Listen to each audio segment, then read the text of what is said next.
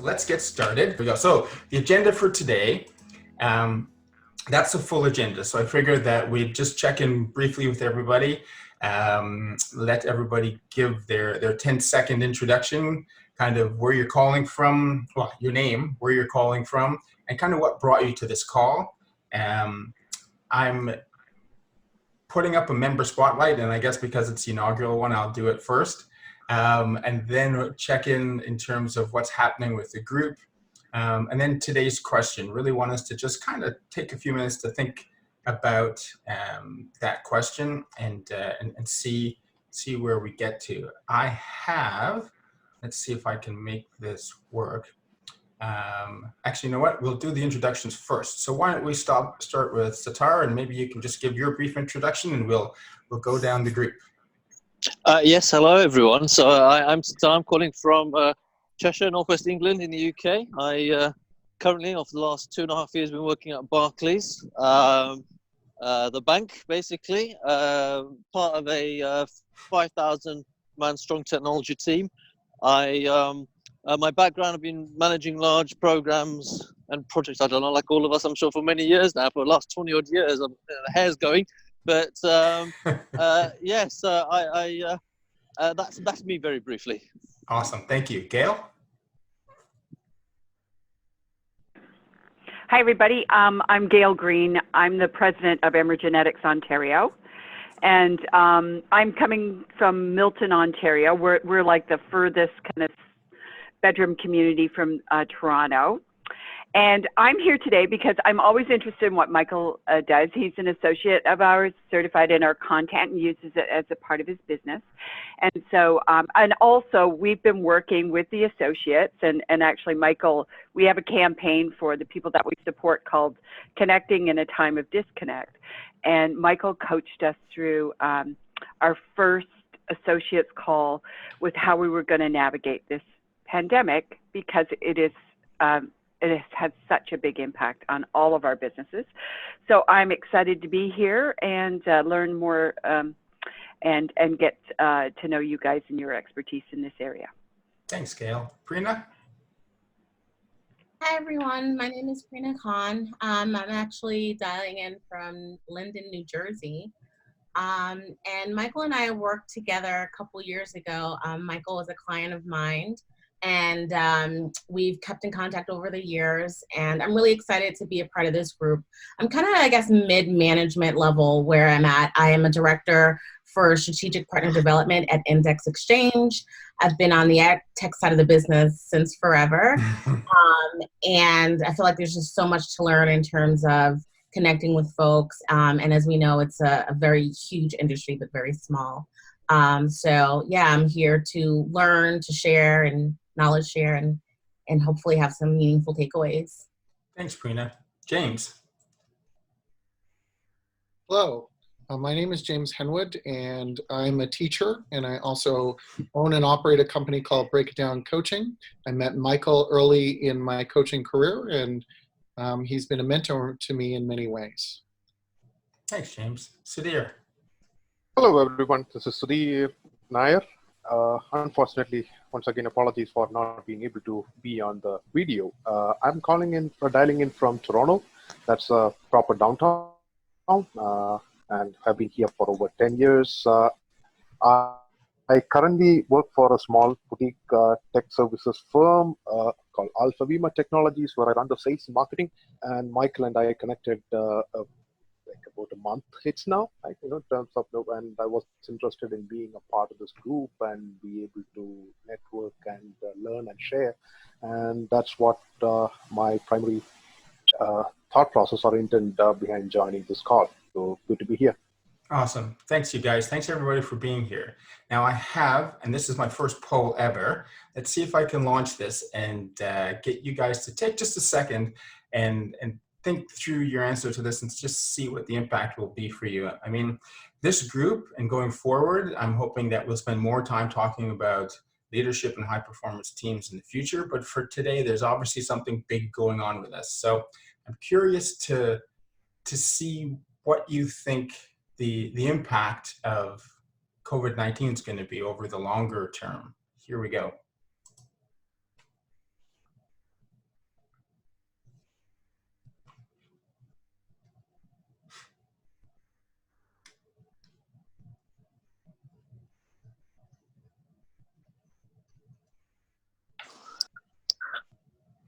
That's so cool, Michael. I love that.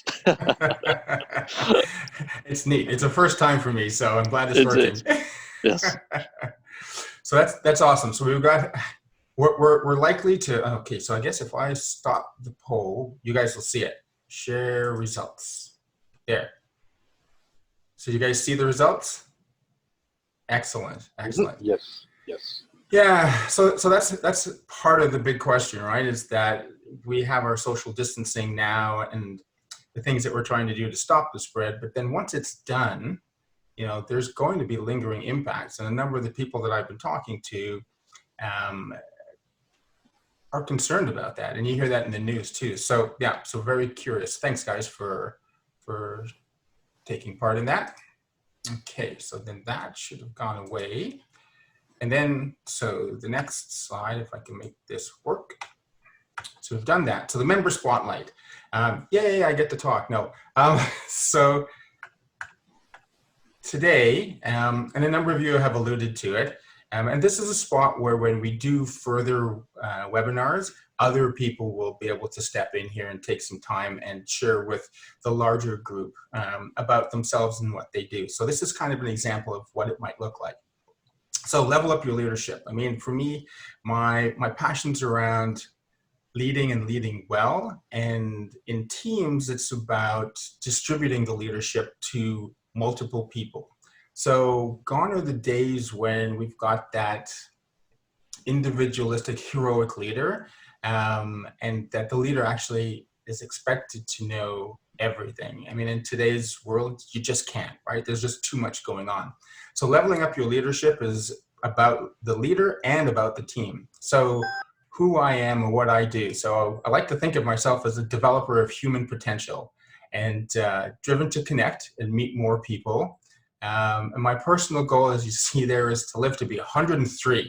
And starting with the end in mind, if that's my end in mind, I'm doing everything I possibly can to make sure I have the best chance possible of getting there.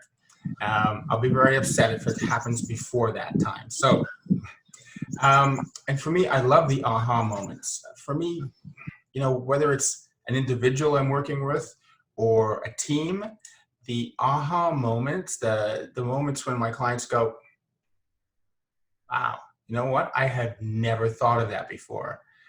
And then things go quiet and then they get into that moment. And that's a starting point for us. And that's a starting point to figure out what's next for them. So when I have those moments during my day, there's nothing that can happen in the day that would make it less than a great day. So what I do, so I build capacity in people and teams to realize potential and generate exceptional results. So individuals, but teams start with trust and then the ability to have ideological conflict. Then be committed to the team and put team objectives before their own for at least the time that they're at work.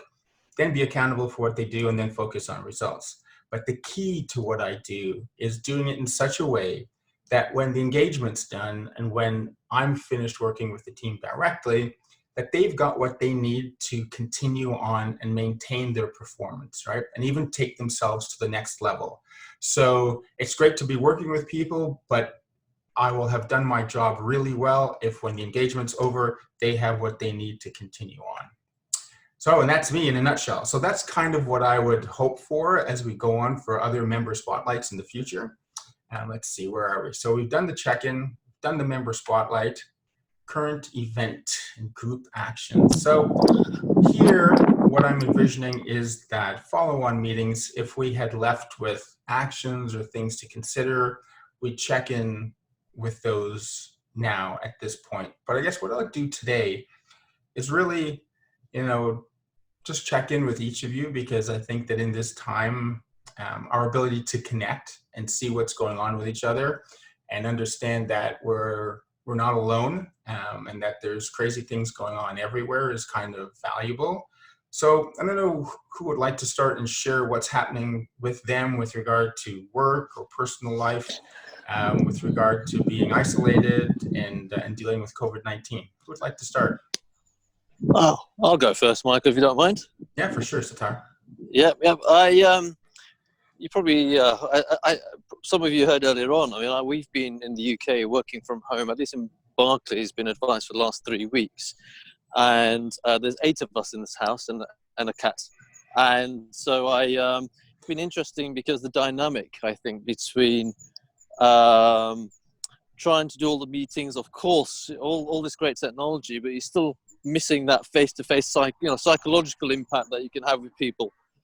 So I can imagine people who don't have gardens and can walk around like I am right now are really suffering. And I can tell, just as some of the meetings, I'm very conscious of some people who live in a small apartment and they can't get out. And so I think we have, for example, our MD of technology gets about 10,000 people on a call, would you believe it? And obviously we discussed the situation very briefly. So you can imagine even he's had to go to back to Dubai, and wow.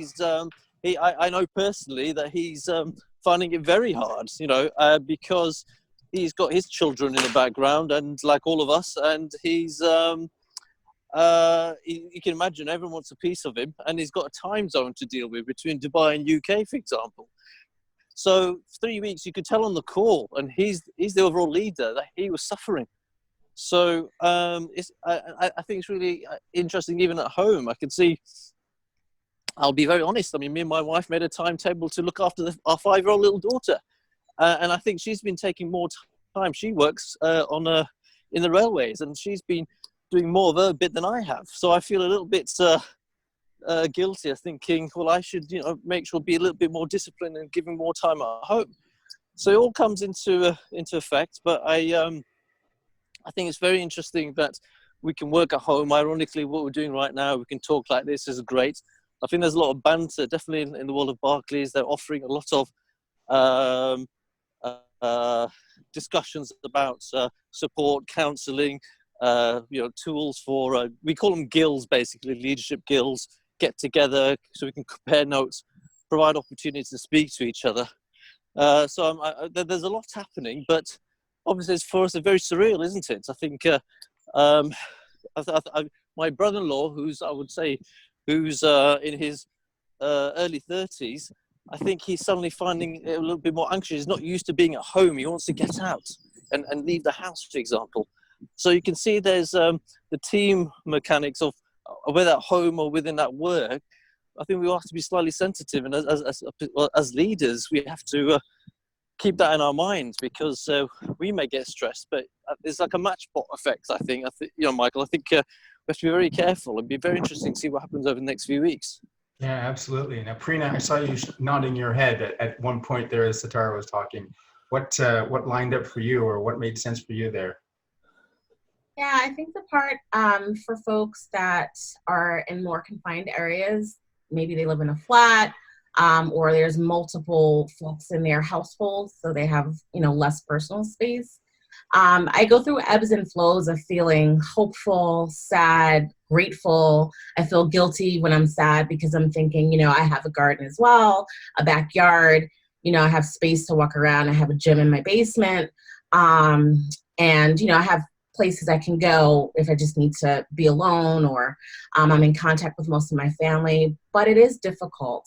And one of the challenges I'm having right now is, I'm probably working a little bit harder than normally, because for me, I've always taken like a human first approach as an account manager when I'm client facing. That's more important to me than the bottom line. It's just really important. Relationships go far.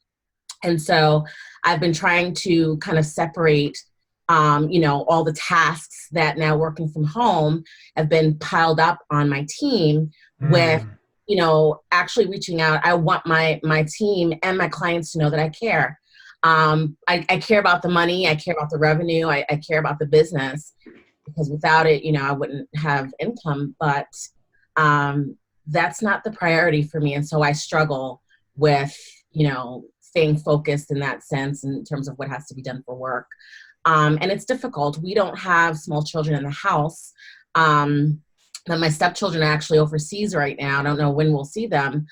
So it's fortunate because, again, it's less, but I could only imagine for those folks. Like I have clients that have newborns at home, or, you know, Wow. multiple children under the age of 5. And, Mhm. you know, if I have 5 minutes with them on a video call, I know it's critical. So I'm trying to squeeze in as much as possible, but still my priority is just always like, I want to make sure folks are doing well. And again, you know, sometimes the frustration is doesn't always seem like the priority within my team. Right. And that's a big challenge for me to kind of cope with and figure out my way through. Right. Yeah. No, I mean, it's a lot, right? And that you have the things at home that help you out, but then all of those other considerations. Gail, James, or Sudhir, what do you guys have to add to that, or what lines up? James? My wife and I are both teachers, and so this affects me on threefold. As teachers, we both have 2 young children, so we're trying to homeschool them and get in other assignments and stuff from teachers. And then my wife and I are both dealing with an onslaught of emails and other things from students trying to figure out how to do assignments. So what we're realizing is that the way that we teach has changed drastically, and the way we connect has changed drastically, making sure that we're not showing up in students' households without them knowing that there is some etiquette on the online. For example, not being in their pajamas and not being alone in their own room. Just stuff like that, trying to connect to them. But in order to make sure that you've got all the students on the same page with you, you have to make sure that it is outlined really easily, and that they're only doing 3 hours per week, because you've got some strong students who will do as much as they possibly can, Yeah. and some weak students who will do nothing at all. So we're like, okay, only 45 minutes a day. This is what you need to do, but also managing at the same time, balancing what that looks like from the 3. For the second part of that, it's about starting, like I'm just in the first year of starting my own business and trying to do that at the same time. So as I'm sitting here listening to you, I'm still in the classroom, and students keep chiming into my right here, so I answer them quickly and have to come back. And it's just it's a part of who we are now. So the focus isn't always where I need it to be, but I mean, you need to be available from 9 to 3, even though you have office hours. Doesn't mean that students are always chiming in at those times. Yeah, for sure. And my wife is a teacher too, and she's actually head of student success. And so trying to do exactly all those things you're talking about, get students online, get them to stay connected, and try and get those ones who are more likely to totally disconnect to connect and do that regularly it's a big challenge. And something I never thought of, as we kind of take our meeting here maybe for granted, is that I think it's about 15 to 20% of the kids in her high school in Burlington don't have access to sufficient technology to allow them to do this. So they actually had to work really hard and sequence themselves, and they got 220 machines out so that students could actually participate and continue to learn while all of this is going on. So quite a surprise for me, and a lot of work for them. Gail or Sudhir, what resonates for you guys? Hey, I have a question. James, you didn't say where you were located. I'm in Curtis, Ontario, which is just between Oshawa and Bowmanville. Oh, yeah. Okay, great. Yeah, because I was wondering if you were talking about the Ontario system or not. I'm in Milton, and we have 2 boys, 16 and 13, and it is quite challenging to get them. Now, the 13-year-old, he's pretty good. The 16-year-old, not so much. Very interesting. And, you know, sometimes we just have to give them permission to fail, too. You know, he has to own his own learning. Absolutely. If he spends another year in high school, he needs to, it's his consequence kind of thing too, you know, because at 16, it's kind of hard to manage his time. So that's been impactful. I'm thinking, but these teenagers, this should be good for them. They're on the screen anyway, all the time. How can that transfer of capabilities not be there right now for online learning? But anyway, we'll see how that all goes. But yeah, it definitely is an interesting time. You know, I think personally, like personally, you know, on the personal note, it's not, if there weren't people that were vulnerable in this situation, this would be okay. I think the world needed to take a breath and just stop for a second. And do you know the Earth is actually starting to heal with all those planes out of the air, all the automobiles? Scientists may actually be able to retrieve data on time frames about how long would it take to undo the damage. I mean, there could be some very good things that come out of what we're going through. And when I think about things like that, you know, of course, I think about there are people, I was on a call before this and somebody's lost someone through COVID-19. There's lots of devastation and stuff, but there are other things that I find very hopeful. And these children that we have that have been on the devices, they're bored. And you know what? It doesn't hurt for them to be bored. They might actually get their brain in gear if they have to think of something to do.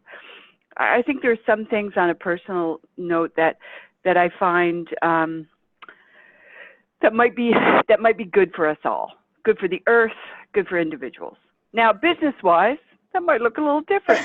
And that's the next poll coming up. And I think it came home for me first when there was a piece on the news that said that they saw fish in the canals in Venice, and they hadn't seen fish in the canals for ages, but because the water's cleaner now, because there's less traffic and pollution, that the fish are coming back. So I think exactly to your point, Gail, like that's unbelievable.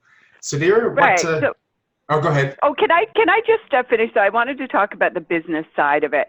You know, right now where we are is sales are not even really, that's not even the right thing to do. So it's all about support. But I do want to, but I do like to talk to people, and I spoke to an executive yesterday about what the new normal is going to be like, you know, from industry, like from different sectors. I think it's good conversations for us to have, because we may never, when we come out of this, there's going to be a new normal.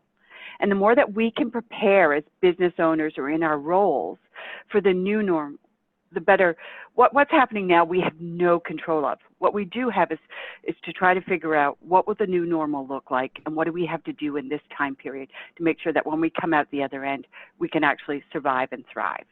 Yep, absolutely. And that leads me to my second question. So when this is all over, how long will the impact last for you, do you think?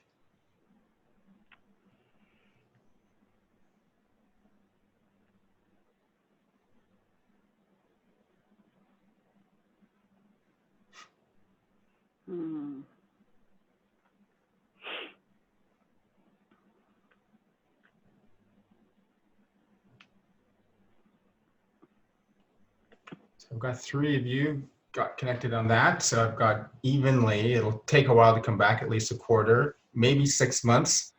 And there's too many things to think about. So yeah, kind of, you know, nobody's at the top at the moment in terms of, yeah, well, we're ready to go. And that's really interesting. And I think that speaks to your new normal, Gail. Let me end it. Michael, can you share the poll? Yep, it's coming. Is there one more? I've got 1, 2, 3, 4. Okay, I'll end it now and so we can see. And share. Cool. So yeah, so it'll take a while, right? This isn't going to bounce back, and we're not going to be ready to go. And I think that talks to your new normal, Gail. So let me stop sharing that. And then see the next, today's question. So, you know, leading right into that, what is it that we can do today, to do our part to get out of this pandemic and to, you know, get ahead of the curve? Like, is there anything we can do, or do we have to hold tight and let it run its course? What do you guys think? Well, I know here at work, we're trying to share any materials with children. I think I mentioned this earlier on about calmness, support structures. Whether it's not necessary to do work. So I've got a little daughter here, but obviously to do with just your mental state. And I think, ironically, here the National Health Service that we have here, they've been promoting a local app, which I know definitely in my circles and WhatsApp groups, etc., where you just check in every day, even if you're well. It takes 2 seconds to click on it and say everything's okay, because obviously it helps with the analytics and all that kind of side of it. So those are things, at least in my world, we're trying to do. But there was a lot of language of flattening the curve and even natural immunity. Ironically, the Prime Minister's ill, unfortunately, but I think we've got a long way to go, I think, here in the UK, whether it's personally or even business-wise. I think everything is just focusing on COVID-19, and let's just get over it. And hopefully when things are settled down, we can see what it looks like. The earlier point about things will be different. There's a skeptical side to me, unfortunately, on this one, because one, I think, yes, things will be different, but we're human beings. Will things completely change? Of course not. You know, there will still be things that we've always done not right, and will we learn from the lessons? So maybe I'm just getting a little bit pessimistic on that side. I am hoping more that things will definitely change, but from a I don't think it maybe it's changed as much as we hope. I hope to be proved wrong on that. Yeah, so that lasting change question, right, is and is it going to be enough to actually change our human nature so that way, or maybe not human nature, maybe that's too big, but change our regular ways of doing things so that we settle into a new pattern? Interesting. And I also heard you say, I guess right now the challenge is managing our, and if I heard you correctly, managing our mental health so that, you know, as we weather it, people don't get lost and are okay as they go through it. How, for everybody else in the call, how do those things resonate, or do you see other things that we need to do or can do?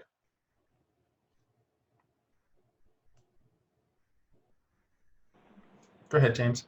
I think it's about being positive, but it's also trying to figure out what things are going to look like in a month, 2 months, 6 months from now, and how to get yourself in a position where you can be helpful, or you can help what it is you're doing. So how do you put yourself in that position to work with the contacts and other things to make sure that when this comes back to a new normal, because it's going to be very different than what it is, Mm-hmm. how do you put yourself in that position to be in the right place, to meet the right people, to help and to be helped? Mm-hmm. So about about managing your own mental health and then being in a position to contribute to others. That's kind of what I heard. Is that? Yeah. Okay. Anybody else? Gail. You know, I think I agree with everything that's been said so far, and even Sater, to share your skepticism there. You know, we are human beings. We're habitual by nature. We'll likely go back to some patterns and things that we shouldn't. Maybe we won't have lessons learned. And there's some body of evidence to say that we knew this was coming too, and people just ignored it. That, you know, this wasn't the unpredictable event that everybody says it was, that there was reason to believe, and this could have happened again, so will lessons be learned? I think for me as a business owner and, you know, running, I think the biggest thing is to figure out, like, to be, you know, like I said, just taking information in, making sure people feel supported right now. And then this whole idea of the new normal. What do I need to do while I'm cooped up in my home and I still want to be productive to some degree? And, you know, what I'm hearing from some of these, you know, business leaders that I'm talking to is like, you know, maybe they're thinking the fall, right? So what do we do now to get ready? And I would have to say that we do need to become very good at these virtual venues and get better at our delivery, what we do to make sure that we're equipped and ready to go when we come out the other side.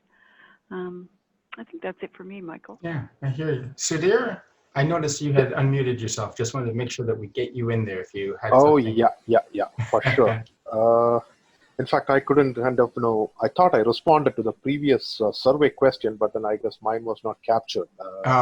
Okay. So compared to the options, when I looked at it, okay, our position seems a little better. There's a little bit of a downturn in business, but then there are still active conversations. So we believe that, okay, once the kind of situation get back to normal, as in folks can sit down face to face and talk, fairly quickly in about a month's time, we probably will come back to normal. It's at least okay. Maybe that's the optimistic part of me speaking. The reality might bear out to be something different. Right. But then, so that comes back to today's question and what can we do now? I believe one thing is that to kind of stay optimistic that okay, this too will pass, right? Like everything else, right? And the second thing is, and again from speaking from a personal experience, being available for others. Gail and others, James probably, and Satar also spoke about taking care of your mental health. Thankfully, yes, I am with my family, so that's been a good thing. But then I also worry about my elderly parents who live in India all by themselves. My sister, I have only one sister, and she also is in these parts of the world. So we kind of I speak to them every week and kind of chat on WhatsApp far more frequently, asking about their welfare. Thankfully, situations are not that bad. And of course, what we all can do in terms of follow the recommendations and the advisories is what I believe that we could do to kind of at least do our little bit, and wherever else what we could pitch in. Yeah, that's great. Thank you. Thank you. Prina, did you have something to add?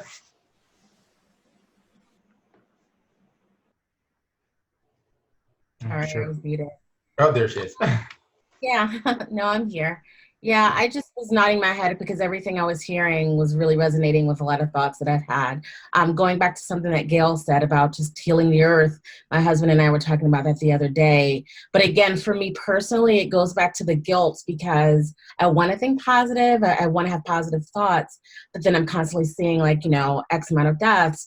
How many cases do we have in my town? And I feel almost guilty because I'm happy that, in some ways, the earth is healing and good things could come out of it, but at the same time, at what cost? And so just for me, I feel like it's very important to continue to talk, socialize. I've been a big advocate of video calls with friends, coworkers. I've even suggested to some of my clients that are, at home with small children, let's have video meetings. We don't have to talk about work, or we could talk about work, but, from an industry level, we can talk about anything. Let's just connect. So it's just tough. It's tough finding that balance.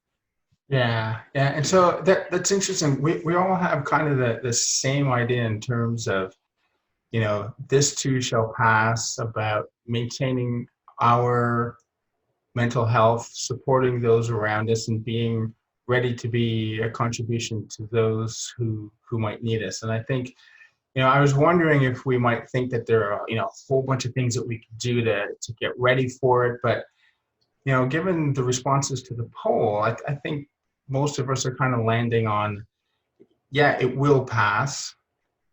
There's still a lot going on. And even though there are benefits to us being cleaner, the human side of it's a bit of a challenge. So what I'm hearing is, I guess, hold the fire, stay close to the people around you, make sure everybody's okay, and maybe as we get closer to the end, and actually that those curves flatten, and we see, things start to decrease in a steady fashion. I'm guessing that at that point we'll all tend to believe and see that that things are actually on the mend, and that there's the bright side is coming. Would that be a fair summary? Yeah. Okay. It is. Cool. Anything else to add, guys? Because I want to thank you all for being here. I mean, this is the inaugural meeting. I think we've had an interesting conversation, and I'm glad that we've all connected, and hope that you guys will stay connected potentially with each other. If you have other questions, at least you know how some of these things are going in the rest of the world. So I appreciate your time here. Anything to share before we close the meeting? Because we've actually run a little bit over. It's almost 1:45. Time has flown. Anything you guys want to say in terms of signing off? Thank you very much. I hope everyone is well and safe. And it's nice meeting you all. Thanks, James. And good to see you all. good to know. Thanks for putting this together. Oh, you're welcome. Yes, it's really good. Absolutely fantastic. Always talking to new people. So yes, I look forward to the next one. Awesome. I will let you know. Thanks, everybody.